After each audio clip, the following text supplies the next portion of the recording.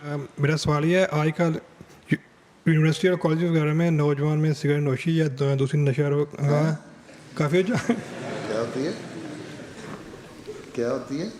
हजूर मेरा सवाल ये है, आजकल यूनिवर्सिटी और कॉलेज वगैरह में काफ़ी ना नशा चीज़ों का ना रुझान बढ़ रहा है ना, तो क्या है? जो स्टूडेंट्स एडिक्शन लेते हैं। एडिक्शन। अच्छा, जी, आप हमें क्या तखबीर करते हैं कि हम कैसे दूर रहें और इसकी रोकथाम में क्या किरदार अदा कर सकते हैं? बात यह है कि रुझान तो बढ़ रहा है, तो सिर्फ आप देख के मुतासर हो जाएं किसी को। कुछ ऐसे दोस्त ना बनाओ जो गलत काम कर रहे हैं, ठीक है ना? अगर तुम्हें पता है कि एक दोस्त तुम्हारा गलत है, हज़रत मसीह मौला इस्लाम के पास एक सिख आया था, उसने पूछा था जी मेरे दिमाग में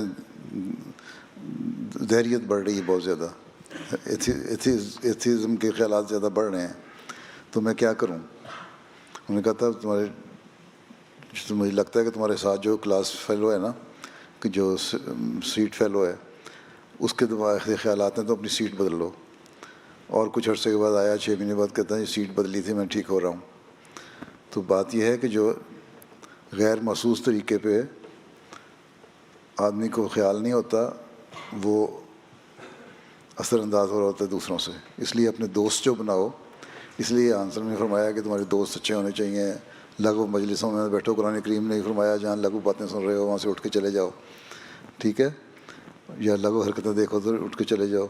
अगर तुम बैठोगे नशेई लोगों में, शराब पीने वाले लोगों में, और दोस्त तुम्हारे ऐसे होंगे, तो ज़ाहिर है तुम लोगों को भी असरअंदाज होगा।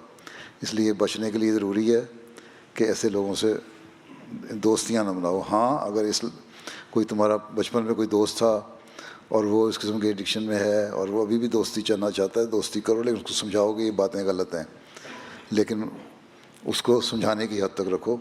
ये ना हो कि उसके वक्त गुजार के उसी के नशे में चले जाओ। और बहुत सारी बुराइयाँ जो हैं इंसान में, उसकी इसी वजह से पैदा होती हैं कि माहौल उसको मुतासर कर रहा होता है, ठीक है? इसलिए एडिक्शन अगर यूनिवर्सिटी वगैरह में है तो इन ऐसे लोगों से बचो।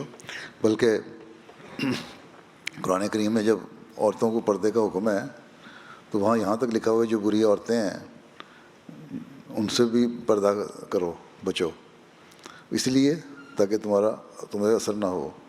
तो इसलिए अपने आप को बचाना होगा। दूसरे, अल्लाह ताला से मदद मांगो, दुआ मांगो, 5 नमाज़ें पढ़ा करो, उसमें इहदिना सिरातल मुस्तकीम पे ज़्यादा ज़ोर दिया करो, अल्लाह से बार बार मांगो, तो अल्लाह ताला दुआएं भी कबूल करता है और बचा के भी रखता है। कोशिश और दुआ, ये दोनों चीज़ें इस माहौल में रहते हुए, हमने इस माहौल में वक्फ़ किया हुआ है अपने आप को। अव्वल तो हर अहमदी को वैसे भी, लेकिन वक्फ़ के बाद हमने ये दावा है हमारा कि हमने रिफॉर्म करना है दुनिया को, हैं कि रेफॉर्मेशन किस तरह होगी?